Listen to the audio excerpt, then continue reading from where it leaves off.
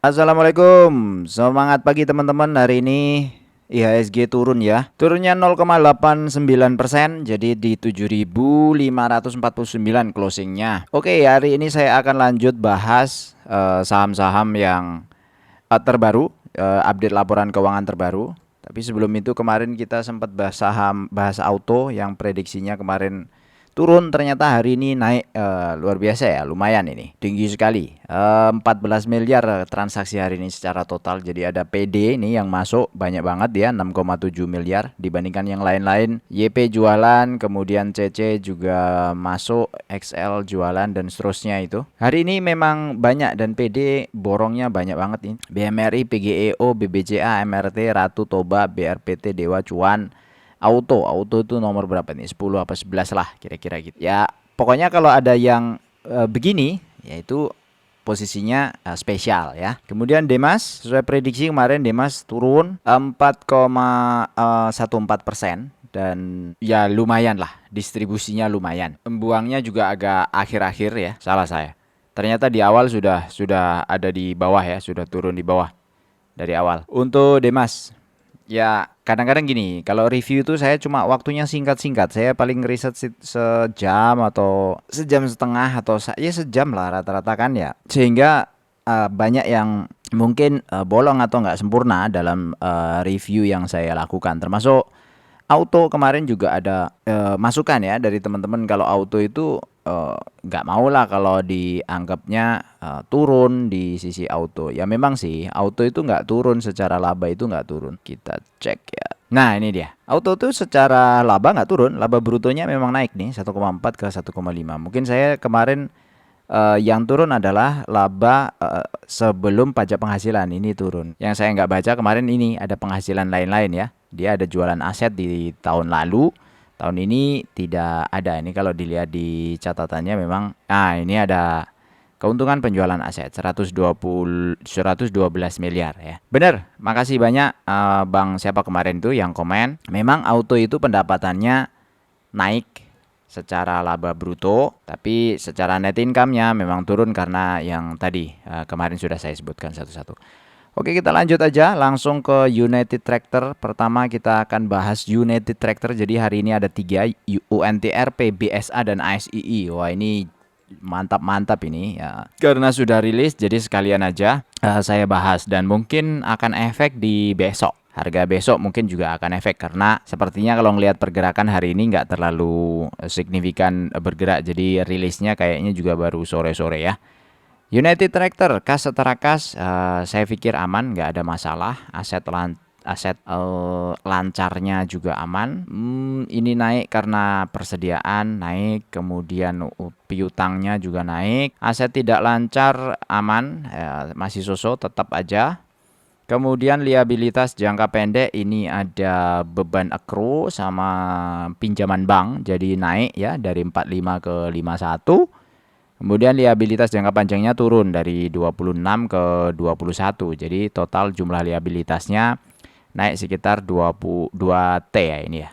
Dalam jutaan rupiah ya, betul 2 T sekitaran. Ya, kita review singkat aja liabilitas, saya anggap sih nggak ada masalah lah. Kuartalan kalau ngomong naik turun plus minusnya segitu-segitu tuh menurut saya sih wajar gitu. Pendapatan bersih ini naik dari 64 ke 68 jadi naik 6%. Kemudian laba brutonya justru malah turun ya, turun 11%, sehingga beban pokoknya ini naiknya lumayan lah, ada beban pokok yang naik. Terus kalau diturut lagi ke bawah langsung aja ke laba per saham ini dari 2.600 ke 2.200, turun 15% laba per sahamnya.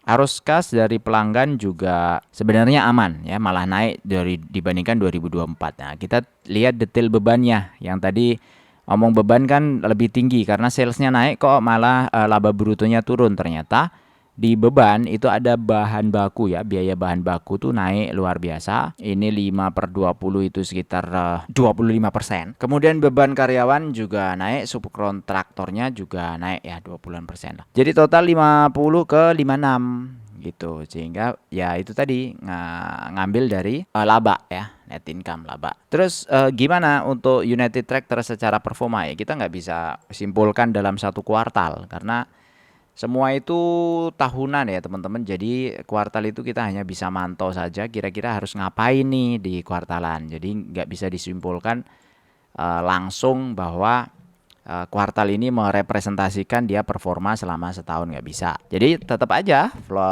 plus minus. Karena ini juga fundamental. Kadang fundamental juga nggak mengkonfirmasi pergerakan sahamnya. Nah, UNTR posisinya sekarang kalau dilihat itu di 24.375. Nah, EPS-nya kalau dilihat Q1 ke Q2 naiknya luar biasa.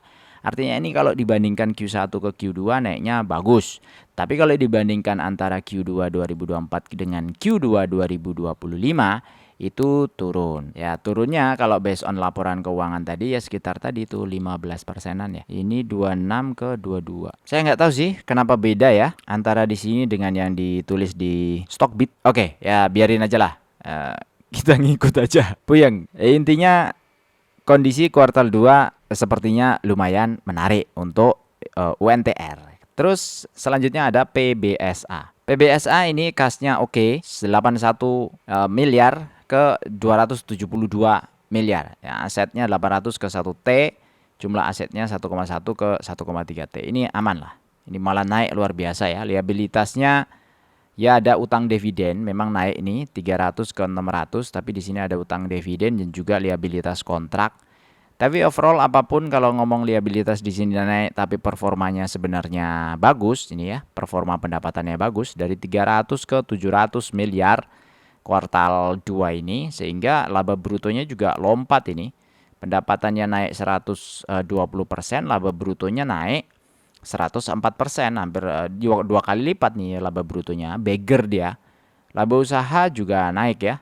Sehingga laba per saham juga naik nih 115% dari 14 ke 32. Itu dibandingkan dengan kuartal 2 tahun lalu. Nah, penerimaan atau arus kasnya pun juga ikut naik 315 ke 761. Nah, dari sini kita lihat dari detail pendapatan tadi kenapa bisa naik signifikan itu karena ada di konstruksi. Jasa konstruksi ini 258 ke 600 miliar. Perdagangannya juga naik dan manajemen gedung. Ini ada pendapatan baru dan ini bagus menurut saya karena 2024 tidak tercatat ini. Jadi ada pendapatan baru lumayan nih 189 juta manajemen gedung. Itu untuk PBSA. Kondisinya PBSA hari ini belum kemana-mana harganya. Nah besok ada kemungkinan kemana-mana ya. Biasanya kan gitu, FOMO apa ya istilahnya, reaktif. Pasar itu reaktif terhadap berita. Jadi coba aja dicek besok ya. Kita tuh nggak ada yang tahu pergerakan harga tuh mau kemana tuh, kita nggak ada yang tahu. Kita cuma mengkisi-kisikan doang ya, memprediksi doang ya. Kondisi PBSA atau kondisi yang lain-lain, auto juga sama. Itu PBSA. Kemudian ASII. ASII juga sudah lapor keuangan, aset lancar kas ini naik luar biasa 48T ke 53 triliun. Terus aset lancar naik juga ya karena UNTR tadi ya. Ini konsul semua. Kemudian 41487 jumlah aset total 400 triliun, luar biasa nih Astra. Kemudian pinjaman liabilitas jangka pendek ini 130 ke 145, kondisinya pinjam ya gimana ya, kalau udah grup begini tuh memang nggak bisa kita evaluasi satu-satu detail gitu karena agak ruwet. Jadi menurut saya sih simpelnya di pendapatan sajalah. Pendapatan bersih 159 ke 162 ini naik lumayan sekitar 1,8%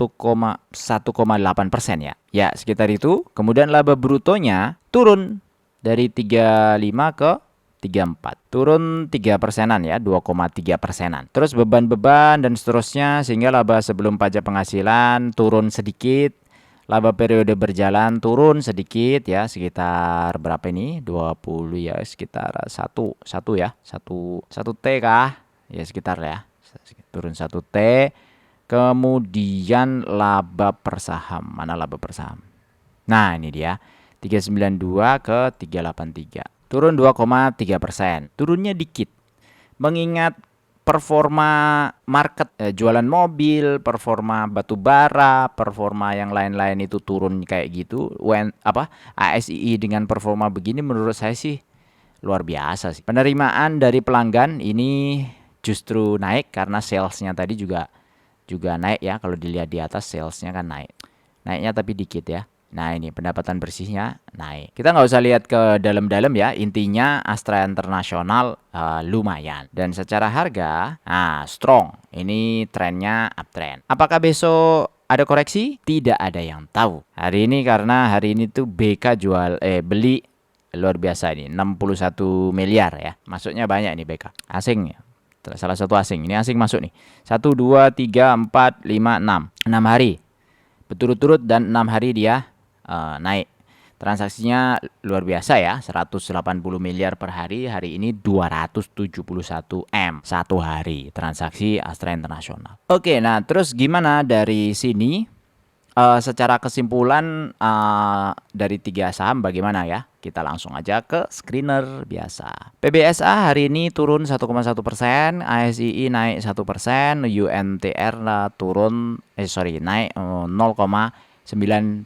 Nah, dari sini kita lihat estimasi dividen. Nah, kebetulan ASII ini belum update ini. Sepertinya telat di Stockbit. Jadi masih 684. Nah, kita coba pakai 827 lah. Maksudnya ini progresif lah. 827 itu kenapa? Karena kita anggap kuartal 2 tadi yang performanya turun dikit dari kuartal 2 2024. Jadi seolah-olah setahunnya ini 841 turunnya dikit aja 827 karena 2 kuartal ini juga turunnya dikit itu di kuartal 2-nya turunnya. Nah, dari kondisi ini kalau dilihat updateannya PBSA itu masih berpotensi ya. Yield dividennya itu sekitar 12% mana PBSA. Nah, ini PBSA. Sebenarnya ini antara 64 sampai 88. Saya kalau input di 64 itu sekitar 12%-an. Tapi kalau di input di 88 itu bisa sampai 17% teman-teman di harga sekarang. Dan ada kemungkinan itu bukan mustahil. 88 itu bukan mustahil. Karena apa? Karena di tahun 2024 itu 71. Kemudian tahun 2023 64. 64 ke 71 kan 6 ini ya, 6 poin ya. Ya bener ya. 67 poin lah ya. Kemudian 71 ke 88 berapa ya kira-kira ya? 17 poin ya. Ya gede juga sih. Taruhlah sama-sama 7 poin berarti ini 77 gitu 2025. Kita ande-ande sudah, ande-ande.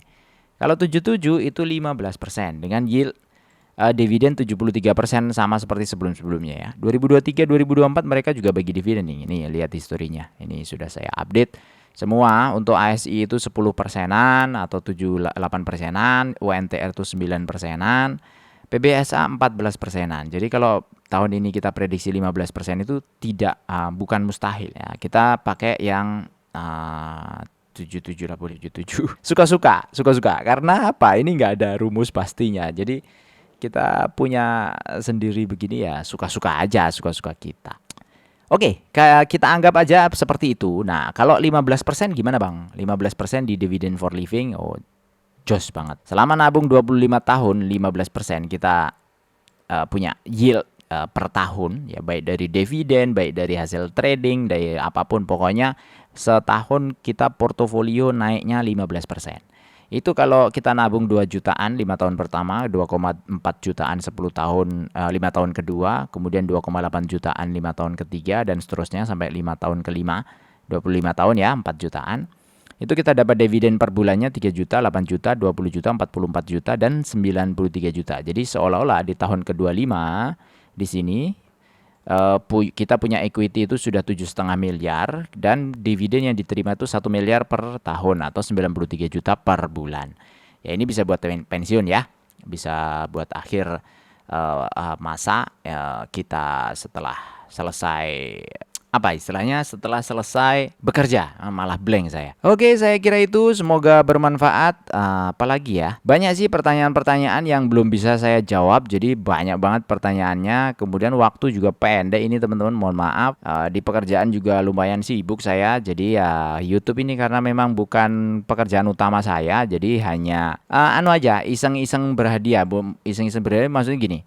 Saya itu butuh komunitas ya, butuh sarana untuk menjaga kita itu harus tetap waras, kita itu harus tetap punya tujuan itu nggak berubah-berubah gitu ya. Maka saya salah satunya saya bikin YouTube. Ya, kalau di YouTube itu ada penghasilan, itu saya anggap sebagai side effect saja. Nah, tujuan utamanya adalah supaya tetap tetap bisa keep in touch ya. Ngupdate-ngupdate begini nih kalau nggak di-share ya, kalau kita doang nih, saya doang yang konsumsi, itu keseruannya pasti berbeda. Dan kalau di-share kemudian ada komen, ada like di YouTube, kemudian ada yang terbantu, ada yang kasih terima kasih, ada yang minta di-review, ada yang kayak gitu-gitu tuh, itu membuat energi kita itu selalu hidup gitu. Jadi itu yang sebenarnya saya pengen dapatkan di YouTube. Jadi kalau teman-teman komen, insya Allah saya balesin tuh kalau sempet ya. Biasanya saya balesin satu-satu. Kalau belum sempet ya biasanya ditinggalin dulu gitu. Hanya sebatas yang bisa balas cepet aja. Dan selalu ada pro kontra. Kalau kalau suka di like, kalau nggak suka ya di dislike aja, nggak apa-apa, nggak masalah. Ada yang komen-komen juga masalah BSSR tadi saya baca, katanya kurang dalam datanya ya. Mohon maaf ya Bang, jadi karena BSSR tuh memang belum dibagi cadangan batu baranya, jadi nggak usah sensi lah. Memang cadangan batu baranya belum diupdate sama mereka. Yang dibilang 1 miliar metrik ton itu bukan cadangan, tapi itu sumber daya batu bara. Jadi beda ya, cadangan dan sumber daya batu bara itu berbeda. Makanya di laporan keuangan pun dibedakan antara cadangan dan sumber daya batu bara. Sekian dari saya, terima kasih. Wassalamualaikum warahmatullahi wabarakatuh.